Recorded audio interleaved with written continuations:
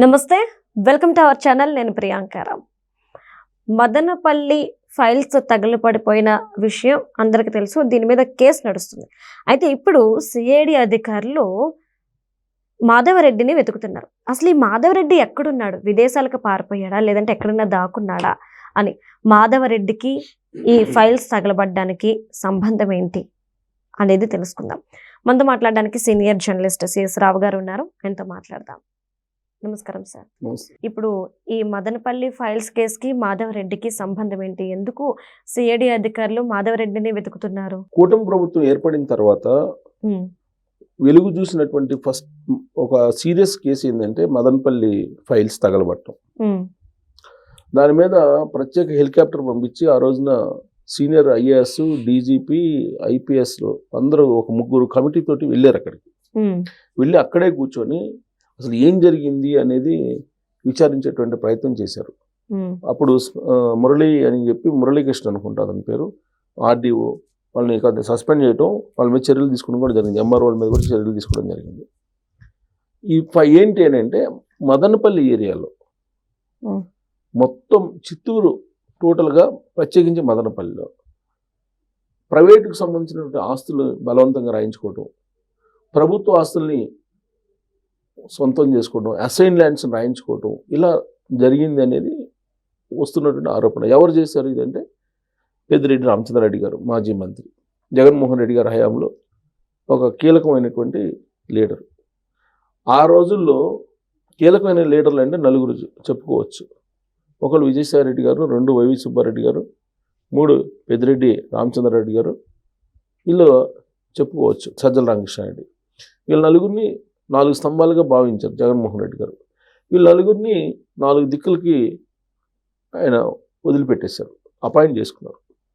అయితే వీళ్ళు చేసిన పని ఏంటి అని అంటే భూములు, అసైన్ భూములు రాయించుకున్నారు అనేది. వీళ్ళల్లో ప్రధానంగా పెద్దిరెడ్డి రామచంద్రారెడ్డి గారు పెద్ద ఎత్తున భారీగా ఈ అసైన్ ల్యాండ్స్కి సంబంధించి, ఫారెస్ట్ ల్యాండ్స్కి సంబంధించి భూములు రాయించుకున్నాడు అనేది ఆయన మీద ఉన్నటువంటి ఆరోపణ. దానికి సంబంధించి పవన్ కళ్యాణ్ గారు కూడా ఫారెస్ట్ ల్యాండ్కి సంబంధించి ఈ మధ్యనే యాక్షన్ తీసుకోవడం కూడా జరిగింది, ఆయన ఆక్యుపై చేసినటువంటి ఫారెస్ట్ ల్యాండ్కి సంబంధించి. అయితే ఆయన ఎక్కడెక్కడ ఎవరెవరి పేరు పైన ఈ భూములు రాయించుకున్నాడు అనేది తేలాలంటే డాక్యుమెంట్స్ ఉండాలి. ఆ డాక్యుమెంట్స్ని రాత్రి తగలబెట్టేశారు. కూటమి ప్రభుత్వం రాగానే మదనపల్లి ఉన్న ఆర్డీఓ కార్యాలయం మొత్తం తగలబడిపోయింది, ఫైల్స్ అన్నీ తగలబడిపోయింది.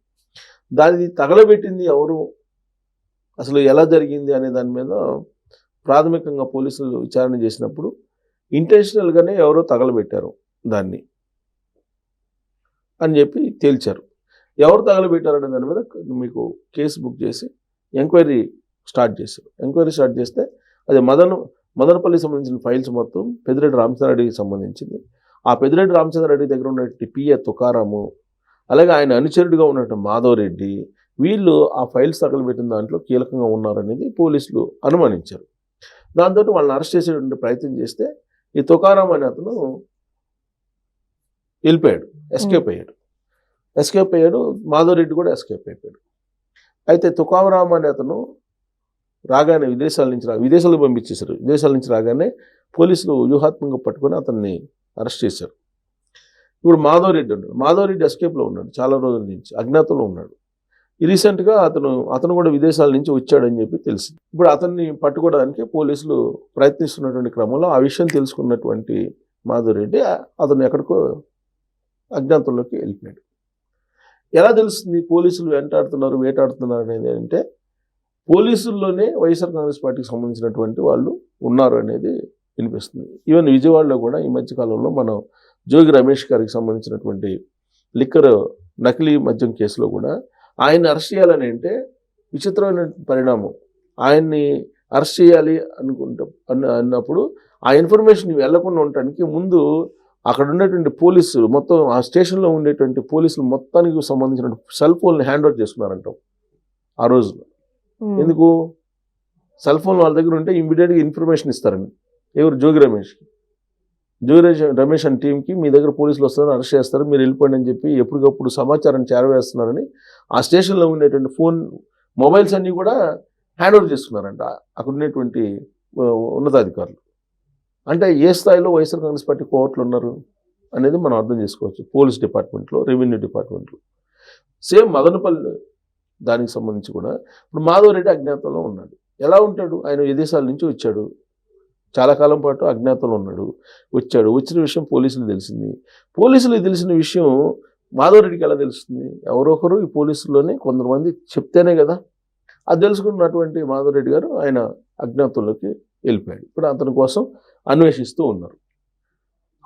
వాళ్ళని పట్టుకొని విచారిస్తే తప్ప అసలు మొత్తం ఏం జరిగింది, ఎవరెవరి బినామీలు ఎవరెవరిని పెట్టుకున్నారు, ఎంత భూములు ఆక్యుపై చేశారు, ఈ మొత్తం బయటకు వచ్చే అవకాశం. ఎందుకంటే రికార్డ్స్ లేవు.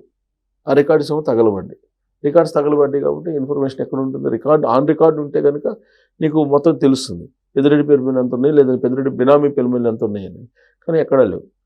విచిత్రమైన పరిణామం ఏంటంటే ల్యాండ్ స్కామ్ అనేది పెద్ద స్కామ్ అని తెలుగుదేశం పార్టీ వాళ్ళు అనేక సందర్భాల్లో చెప్పారు. ఆ రోజున జగన్మోహన్ రెడ్డి గారు గవర్నమెంట్ ఉన్నప్పుడు. ఇప్పుడు లిక్కర్ స్కామ్ అనేది ఎంత పెద్దదో, ల్యాండ్ స్కాము అలాగే శాండ్ స్కామ్ ఈ రెండు కూడా పెద్దవి అని చెప్పారు. ఒక లిక్కర్ స్కామ్ జరుగుతుందంటే శాండ్ ల్యాండ్ని వదిలిపెట్టేశారు వీళ్ళు. ఇప్పుడు ల్యాండ్ స్కామ్ ఎంత ఉందనంటే దాదాపు 5 లక్షల ఎకరాలు ఆంధ్రప్రదేశ్లో. అసలు దానికి అడ్రస్ కానీ లేదంటే దానికి సంబంధించిన ఆనవాళ్ళు కానీ ఏమీ లేవంట. 5 లక్షల ఎకరాలు. అది దేవాదాయ భూమా, లేకపోతే అది గవర్నమెంట్ భూమా, లేదంటే ఫారెస్ట్ భూమి, ఏదైతే 5 లక్షల ఎకరాలకు రికార్డే లేదని చెప్పి చెబుతున్నారు. ఈ 5 లక్షల ఎకరాల్లో ఆ రోజున చీఫ్ సెక్రటరీగా ఉన్నటువంటి జవహర్ రెడ్డి గారు ఉత్తరాంధ్రలో కొంత అసైన్ ల్యాండ్ రాయించుకున్నాడు అనేది ఆయన మీద ఉన్నటువంటి ఆరోపణ. ఇప్పుడు సిఎస్ఏ చీఫ్ సెక్రటరీగా ఉన్నటువంటి ఆయనే ఆ విధంగా రాయించుకుంటే మిగతా వాళ్ళు రాయించుకోకుండా ఉంటారా? ఇంకోటి సెంటు భూమి అని చెప్పేసి జగనన్న కాలనీలు అని చెప్పేసి అప్పట్లో భూములు తీసుకున్నారు. ఆ భూములు ₹1,00,000 ఉండేదని 15 లక్షలు 20 లక్షల రూపాయలకు తీసుకున్నట్టు రికార్డు తయారు చేసి అదొక కుంభకోణం. దానికి సంబంధించినటువంటి కుంభకోణాన్ని తెలుగుదేశం పార్టీ వాళ్ళు అప్పట్లోనే బయటికి తీసుకొచ్చారు. మరి ఇప్పుడు దాని మీద ఎంక్వైరీ చేయాలి కదా, ఇంతవరకు వెయ్యిలా. సో ఇప్పుడు ఇవన్నీ బయటికి రావాలంటే కానీ ముందు మదనపల్లిది ప్రైవేటు ల్యాండ్స్ కూడా తీసుకున్నారండి. అక్కడ వచ్చి కంప్లైంట్స్ చాలా వచ్చినాయి. ఇప్పుడు ఈ కూటమి ప్రభుత్వం ఏర్పడిన తర్వాత వచ్చినటువంటి కంప్లైంట్స్లో 85 to 90% మొత్తం ల్యాండ్స్కి సంబంధించినటువంటి కంప్లైంట్సే ప్రజాదర్బార్ పెడుతూ వచ్చినాయి. ఈ ల్యాండ్స్కి సంబంధించి కూడా మదనపల్లి ఎక్కువ వచ్చినాయి.